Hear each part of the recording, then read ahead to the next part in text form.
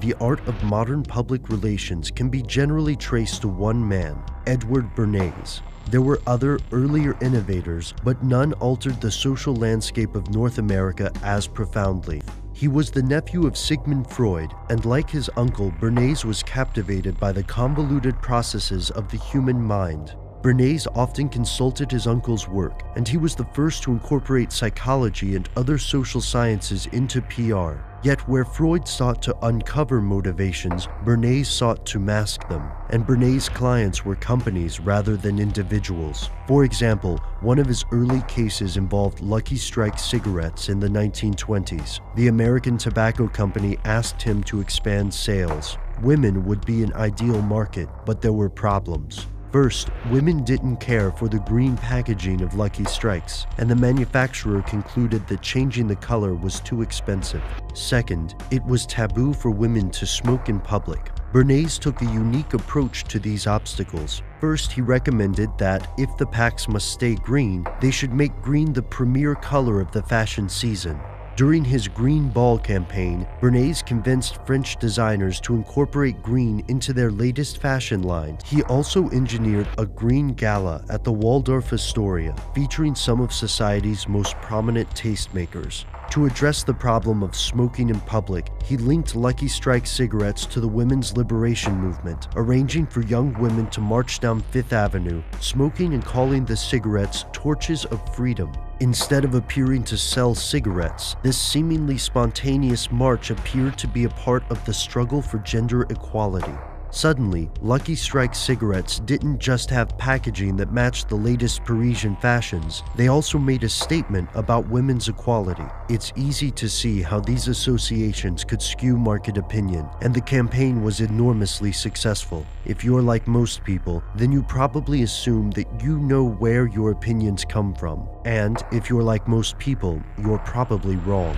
Humans tend to think of each belief as the result of a rational analysis, but this is not entirely true. Instead, our opinions are subtly influenced in numerous ways, and we're often not aware of this process. Edward Bernays tapped into this phenomenon to increase the sales of hairnets, cigarettes, bacon, and more, but that's just the beginning. He didn't restrict his talents to selling consumer goods. He persuaded consumers and citizens to approve of several other things, and that's probably something his clients don't want you to know.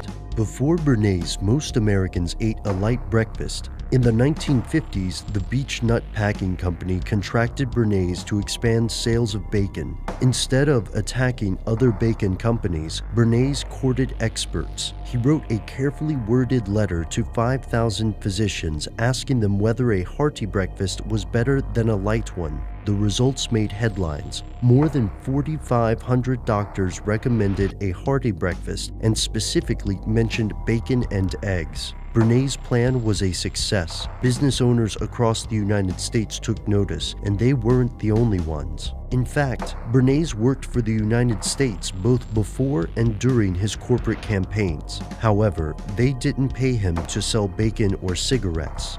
They paid him to sell wars. Here's where it gets crazy. In 1917, President Woodrow Wilson formed the Committee on Public Information, or CPI, which raised support for U.S. engagement in World War I. Bernays worked for the organization, which was headed by George Creel. They briefed President Wilson, directing him in the use of propaganda. The CPI hired thousands of 4-minute men, speakers who were trained to speak about the war for 4 minutes during community events. The men at CPI believed that the average attention span was about 4 minutes. Bernays' work was successful, and the United States eventually did enter World War I.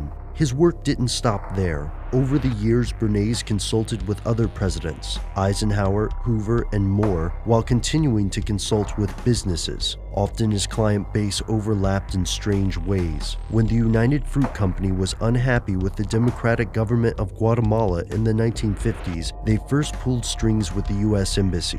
Under the previous dictatorship, United Fruit had enormous control over the country. They had tax exemptions, a large degree of autonomy, and controlled the country's railroad and post office. Yet the new presidents refused to support United Fruit's control of the nation. They also allowed the Communist Party to operate openly. Unfortunately for those presidents and Guatemala, United Fruit had high-level connections. Alan Dulles, the director of Central Intelligence, was a stakeholder in United Fruit, and his brother, John Foster Dulles, was Secretary of State. But United Fruit still needed to convince Congress and the American public, so they hired Edward Bernays. Bernays persuaded Congress and the administration that attacks on United Fruit were proof of communist subversion, and that President Arbenz was a communist himself. According to the CIA report, he sent correspondents from Time, Newsweek, the New York Times, and Chicago Tribune to report on communist activities in Guatemala. As the coup took place, Bernays persuaded the American public that the CIA-backed military juntas were actually freedom fighters stopping the spread of communism. Bernays' work paved the way from the 1954 coup of Guatemala, which triggered a civil war that would last for 4 decades. By the time this war ended, hundreds of thousands had died. Bernays' work attracted several notable fans, including Nazi propagandist Joseph Goebbels, who based his strategies on Bernays' theories. This isn't to say that Bernays was necessarily a bad man, just very, very good at what he did. And Goebbels wasn't the only person to copy Bernays' work. PR agencies across the planet use Bernays' techniques every day, influencing your opinion about products, countries, and of course, politics. But who's paying them to influence you, and why?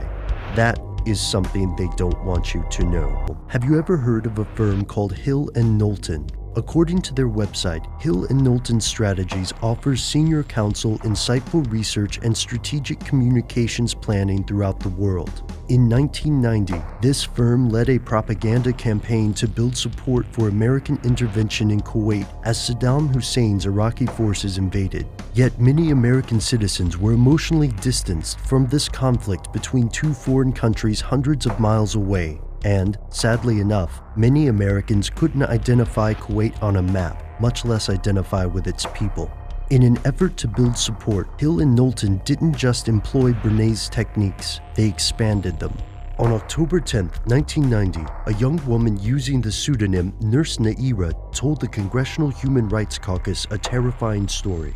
According to her testimony, Iraqi soldiers were killing hundreds of premature babies in Kuwait, ripping them from their incubators. The story hit home, greatly affecting the legislators who heard it and, perhaps more importantly, influencing public opinion. President George H.W. Bush repeated this story several times while justifying an intervention in Kuwait. As the story grew in popularity, more rumors emerged that Iraqi forces were digging mass graves for Kuwaiti children, for example. The United Nations held a public forum to follow up on this news, and this meeting led to a UN vote approving the use of force against Iraq. But here's the thing, that's all it was, a story. A cleverly crafted piece of fiction designed to manipulate the masses into bankrolling a war. The young woman calling herself Nurse Naira was actually Naira al-Sabah, the daughter of Kuwait's ambassador to the United States, and she had been coached by Hill & Knowlton. Members of Congress did not know her real identity.